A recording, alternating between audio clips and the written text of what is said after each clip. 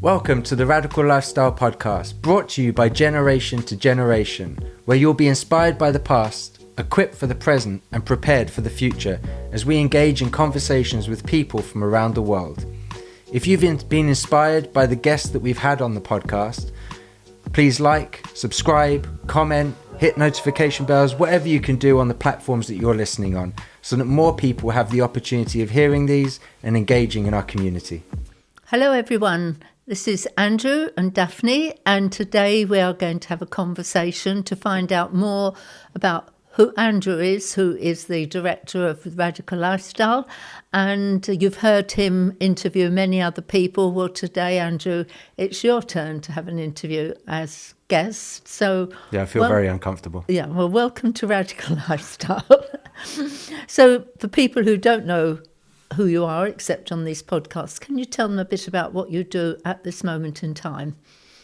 Yeah, so I'm with a charity based out of the US, actually, although I obviously don't have an American accent, called Generation to Generation, which was founded by you. So, yeah, we travel all over the world. We normally travel about 6 months of the year. Actually, the year before the C word came to town, we traveled 9 months of that year.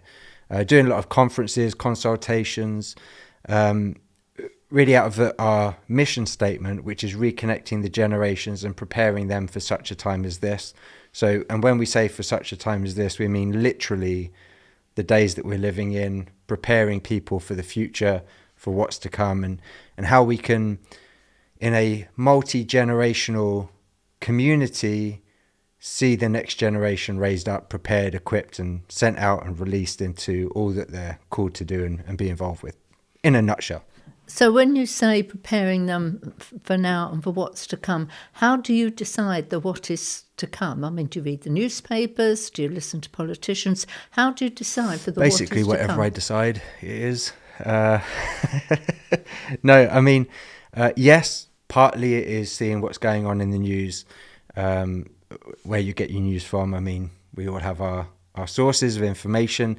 So partly it's that. Also, reading the Bible, seeing what the Bible says about the times we're in, also what is to come, and kind of, ultimately, the Bible is God's word, and that's the ultimate authority. But you can see what's going on in the news and use that to mirror up, see what does the Bible say about that, and you can see times as they unfold matching with each other. The things that the Bible says are going to happen, we see that also being played out in our world today, and rumors of things which are to come also matching up to what God has ultimately said is going to happen as well. So let's go back a bit in time. We've covered where you are today briefly. Let's go back in time. How long have you been travelling? About, I know we lose track, but about how many? 30. 30. We've been saying 30 years for nearly 30 years. So it will remain 30 years, even when we're old, yeah. Really old. When I'm old, and it will still be 30 years. Okay, so when you look back, what are some of the earliest memories of travelling that you have? Some of the earliest ones? Yeah, I mean, when I was younger, it was a lot easier to get some time off school or travel. Travel during school time. And I remember being in school and taking a few weeks off here, a few weeks off there. It's not like I missed everything, but a few weeks here, a few weeks there, traveling to different countries. And I'd have friends in the geography class, and I would say to them, have fun studying it, I'm going to go and live geography. There's some of my earlier memories in terms of the school side of things. But given the way that you believed in things, your values, what you read in the Bible and believed, you ultimately raised me and my younger sister traveling around the world, doing things that you had done, obviously on a much smaller scale, but you preparing us and training us and equipping us, not necessarily to even continue in generation to generation. It's just you had certain tools, certain giftings. You believed they were first to bless your kids. So you were going to use those. And then whatever we decided to do as we got older and moved on to do, those were skills that we would be able to take with us and apply to wherever we ended up. So if you think back, what are some of the earliest countries that you remember being in? Oh boy, I mean it's hard to remember what countries we went to 3 years ago, let alone 30. But places like Indonesia, India, parts of China, Russia? Sweden, Russia, Thailand, Brazil. We went to even years ago. We do a lot now, but even back then we were doing a lot in Brazil, America as well. So yeah, we're kind of all over the place. So I can remember a Russian story. It was so cold. I mean, it was unbelievably cold, wasn't it?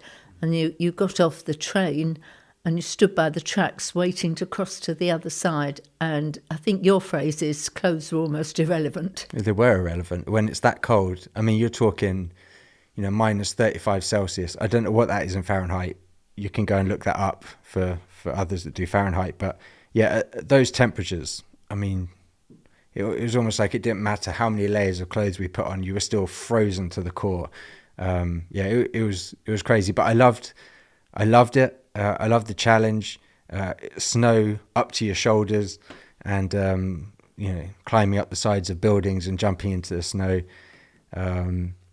Good I can memories. remember the we obviously did some work as well, but Oh, yeah, we did. I can remember the pastors. It was a pastors' conference we were doing, and they were watching Andrew and his sister Daniela jumping out these windows, and I thought they're going to think we're crazy. we are crazy. We are crazy. But it wasn't long before the pastors were up there jumping out the window Jumping into in with snow. us, yeah. So Turns out crazy is contagious. So. yeah, so you obviously had an impact there. And the car journey was... The ice was on the inside of the car as well as the outside of the car, and we passed people jumping into the frozen water. It was quite an experience. So as you travelled through these... But I mean, you kind of just mentioned that and then passed on. But what she was referencing is that they took us to this river that was completely frozen. And so we were walking on the river, and there was a lady that we watched on the bank, and she had a hammer and she was breaking the ice. And after she'd broken the ice, maybe a 6-foot space, she then walked up the bank to this little hut, and she went into the hut and came out naked and walked back to the bank and straight into that hole that she'd made made in the ice. And apparently, maybe this is still the case in Russia, I don't know, in other countries, but it was doctor's prescription. She had some heart issues, and he said to her, go and walk into the frozen river and it will strengthen your heart. If I had done that, I'm pretty sure my heart would have just stopped. But so she was doing that. And I guess, actually athletes do these like ice bucket things where they do those plunges to help with recovery. So anyway, hopefully I don't get that kind of prescription. But And then you mentioned Indonesia, where you weren't children exactly then, but you went and did a stretch in Indonesia. Who did you take with you? Well, we've been to Indonesia a number of times. I guess the one you're referencing is we did a music mission to Indonesia, and we took a couple rappers from the US, Christian rappers, out there to do some outreach stuff. So we took a guy called Sho Baraka and a guy called Jason. Now, when you say you were much younger than them. I'll place this. It wasn't like you were older than them. You were younger than them. Yeah, I don't know. I guess I was 18. 17, something like 18, 17, something like that. Around that, yeah. Because it was Lecrae was Yeah. coming. Then him and his wife were then expecting a baby, so he had to pull out of the trip. So Sho Baraka and Jason ended up coming. But I mean, there's some of my early experiences. I mean, that trip was pretty wild, really. I mean, we would just go and set up on a field. We wouldn't advertise anything. And one side of the field would be our stage. The other side would be a mosque. Behind our stage would be a police station. It was quite the cocktail. And we got various warnings, and we were told that we had to do certain things a certain way. We tried to do that. There were some issues, but yeah, we would just start playing music. When I say we, I mean Show and Jason and some of the other artists. And within 15 minutes of the music starting, you had 5,000 people already gathered. Most of them Muslims. Mostly Muslims. But yeah, it was a phenomenal time. We did that for like 3 days, and then we spent a couple of weeks just helping with local communities. So those are some of your experiences. Let's look back on some lessons that you've learnt along the way. Talk to us about a lesson you learnt the hard way in Singapore. When we got off the plane. You mean South Korea? South Korea. Yeah, South Korea, Singapore, I mean. South Korea. Yeah. So one of the things that you raised us with was, take the smaller opportunities in life and they'll prepare you for the things which are to come. And, we agreed with this as a whole. You? Huh? You agreed with this as a whole. Yeah. I mean, we all did. Oh, yeah. Right? Yeah. I mean, I assume that you believe that. You're telling us to believe it, so... No. And my sister. I believed it as a whole, and things were generally fine, actually, until I reached a certain age where actually I didn't agree with it when it came to public speaking. And so I would just refuse to do public speaking, or I would be forced to do it. I'd do it begrudgingly. And you would keep saying to me, look, if you don't keep taking these opportunities, you will regret it later, whether that's because, we're now suddenly in front of a massive crowd, or there's some really influential people there, but I didn't really want to pay too much attention to that. Oh, you didn't pay too much attention. I was just focused on I don't want to speak, so that's just the way it is. Anyway, so yeah, we went to South Korea, and at the time we were a part of a missions board there, and so I think we landed on a Friday. And we got met in the hotel by the people that had invited us. And this lady came up to me and said, hey, I spoke to the pastor of my church, and we would love to have you come and speak on Sunday. So I did the good Christian thing, the good missionary thing. He said, absolutely, we'd love to. And they all left. And then I went to you and said, get me out of it. I said, I am not doing it. And you said, I can't get you out of it. I'm speaking somewhere else on Sunday. So... which meant I'd be on my own doing this thing. Now, actually, on that trip, one of my other sisters was there, and she knew that and she doesn't do what we do. She doesn't speak. She doesn't do all this stuff. No. She works with the police. Has nothing to do with any of this. But she thought, well, if I say that I will do it, then Andrew will step in to protect me from the situation. So my sister, who doesn't do this, said, oh, what if I speak for 5 minutes and then you get up and do the rest? So I was like, I guess I've got no option here. And so I said I would. And so Saturday night, I think I slept like an hour maybe from exhaustion because I was crying all night. I was 16 at the time. And so the next day, I would like to say I didn't get much sleep that night because you kept begging me to get you out of it, and I was like, no, yeah, this is it. Where there's a will, there's a way, and apparently you had no will to help me out. So where there's not taking the small opportunities, you land yourself right in it. Yeah, you left me in that one. So we're in the car on the way to the building, and at the time, if I was nervous, I would ask lots of questions, and so we get in the car, we're driving, and my first question is, so how many people go to the church? And the guy says, oh, we have about 6,000 people. At which point I realized asking questions was bad for my health. And so I shut up. That was the last question, the only question I think I asked for that whole ride. We get there, we walk in the back. I look around and I think there's probably 3,000 people. It's half as bad. But it was one of those places where they take you up onto the platform. You sit on the platform, which I find very awkward. For those that do it, good for you. Not my cup of tea. But we sat on the platform. And as I sat down, I looked up and there was a balcony. I was like, yeah, there's probably about 6,000 people here. But when I sat down, I had this peace. Like I wasn't nervous at all. And so I leant over to my sister, who, remember, doesn't do this. And I said, "Hey, I'm not nervous anymore." And she leant over to me and said, "I'm going to kill you." So, after that, thankfully it all went really well. And God was gracious. He was merciful to me.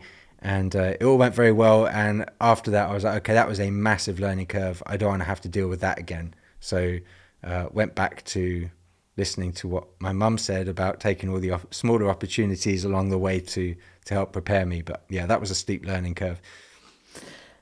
So you've been in many situations that many would think were too dangerous for me to take you in. Have you ever thought that? Do you look back and go, what on earth were you doing? I often look back and go, what on earth were we doing? And that's a fairly normal reaction. So talk to us about when you went to speak in a church of somebody who'd been persecuted. Yeah, I mean, this wasn't so dangerous for me, this situation, but because we'd grown up in and around unreached, persecuted nations, and that was pretty normal for us to be in situations where our lives could be in risk, staying in danger zones and all that kind of stuff. So we went to Malaysia, and I'd looked up to a lot of the people that had lived in those situations, people that had even given their lives for what they believe in, for the gospel. And so we went to this church in Malaysia, and I'd been asked to speak, and on the way there I was just finding out a bit about the church, and found out that the pastor of it had been put in prison and tortured to the point where he actually went insane. And when he was eventually released, his wife and his daughter took him and they moved to Australia. So then I think this is one of my earlier memories of speaking in a church or standing in the pulpit of someone that had actually gone through that themselves. And that was probably one of the more impacting times growing up and being in these kinds of situations, and then following in his footsteps. Well, that takes me to a time in America where you also were in a situation where you needed to speak after someone had been actually martyred. Yeah. They weren't martyred in America. Not in America. No. They were martyred in the Middle East. I guess I could say, it was in Yemen. We were in the US visiting Dr. Michael Brown and his ministry and the church there. And so we were speaking. I think we did a bit in like their Bible school and all that kind of stuff. And then we were going to be sharing with the church. And early Sunday morning, maybe like 3 or 4 a.m., I got woken up. We were staying with a good friend of ours, Scott Volk. And one of their missionaries in Yemen was gunned down and killed. And so we then, the Sunday morning, Dr. Michael Brown ended up taking it and taking everyone through this process of hearing the news and kind of grieving what had happened, and then going into a time of sort of celebration of his life. And he did a phenomenal job. And then I ended up speaking in the Bible school. And so I got to then share some of my heart for martyrdom, what it means, and having heard some of the things I've already said on this episode about our background, unreached, persecuted nations, being and around these kinds of people that have even been tortured, or people that have lost family members or friends who'd been martyred. Again, this was one of those moments that I think I'll always remember, getting the opportunity to share with people immediately after they'd been so deeply impacted by the loss of a friend, a family member, but someone that had given their life for the advancement of the gospel.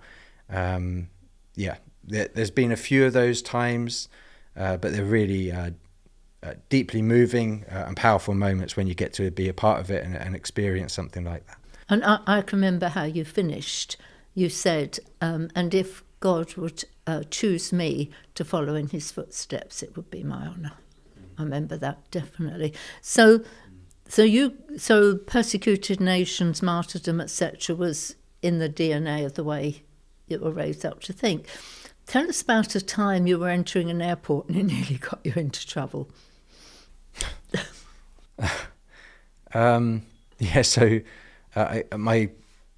one of the books that I would read growing up was Fox's Book of Martyrs. If you haven't read it, I recommend you go get it. It's just basically for people that don't, it's just a bunch of stories of people that have given their lives for the gospel, been tortured and martyred.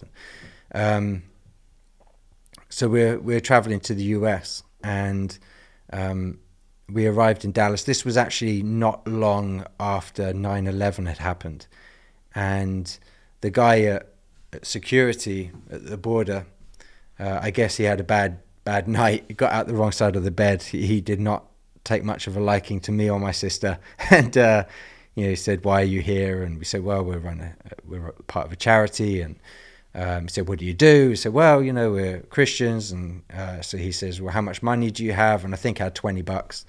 And I said, "Oh, $20, that's about it." And he goes, "Well, God's not looking after you very well, is he?" Anyway, so he sent us to another room to be checked. I guess have our suitcases searched. And so my sister looks at me and goes, "Andrew, I've got Fox's Book of Martyrs in my bag." I thought, oh man, I don't really want to have to explain martyr right after 9/11. It doesn't really feel like a very comfortable situation. And then I suddenly realized I also had it in my bag. But fortunately, the person who was going to talk to us said, "Look, you don't need to be here, just go." And they let us go. But I was a bit on edge about that whole situation. So you've grown up knowing that situations we've been in are quite dangerous, very dangerous in fact. There's been a few times when we could have lost our lives. Now you're older, looking back, what do you think about the fact that you were exposed to all that from childhood to today? Because many people think it breeds fear, that you shouldn't be putting your children in that situation, that my role should have been to protect you, not to walk you right into terrorist targets, you were under armed guard, things like that. What do you think as an adult now, looking back? It all just seems very normal, really. Well, it was really, wasn't it? It was quite normal. It seems normal to me.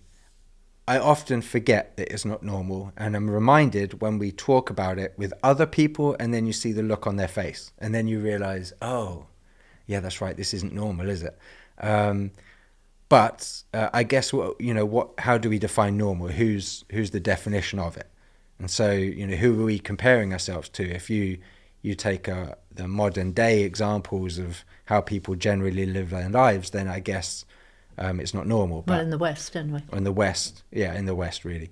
But if you look biblically, or you look at some of the countries in the Middle East or out in Asia, actually it's pretty normal. And actually, we probably aren't taking the biggest risks compared to the risks that other people are taking. So, I'm not even sure what the question was, but do you think I should have left you at home, made sure you were safe? Do you think I was putting you at risk by risking my life? Do you think that was what many people have said was really quite dangerous and irresponsible of me? Yeah, I'm sure it was. We should have more irresponsible people.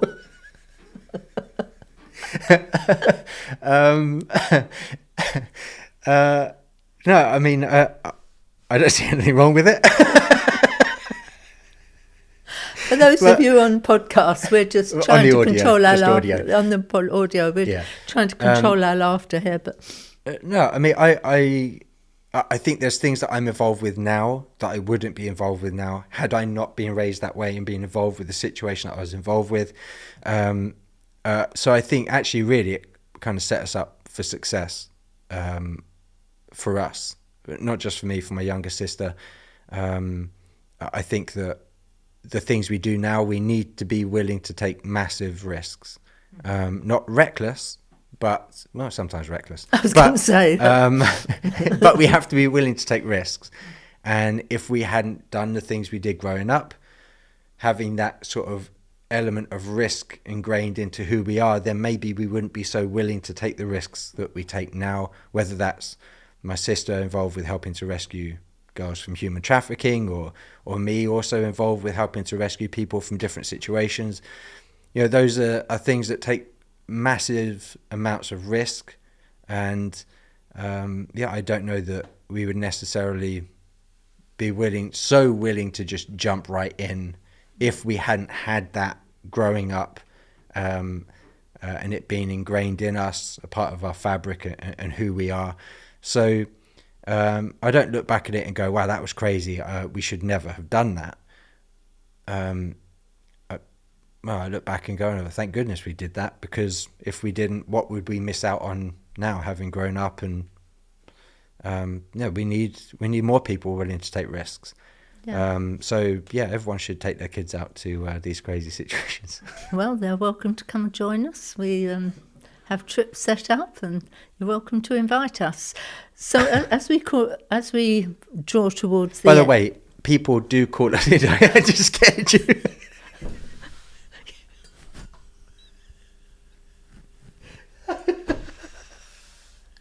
Oh, that's so good. So you just made me jump out my skin.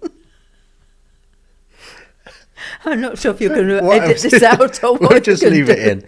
But what I was going to say is, people call us crazy, and we say, yeah, we are. Well, even the American Embassy in London called us. Yeah, even the guy in the US Embassy in London said that we were not normal. We said, yeah, we've heard that before. And we say, yeah, we are crazy. But looking at the Bible and the various characters normal through the Bible, we actually look quite normal. So really, we're just trying to get more people to be normal like us.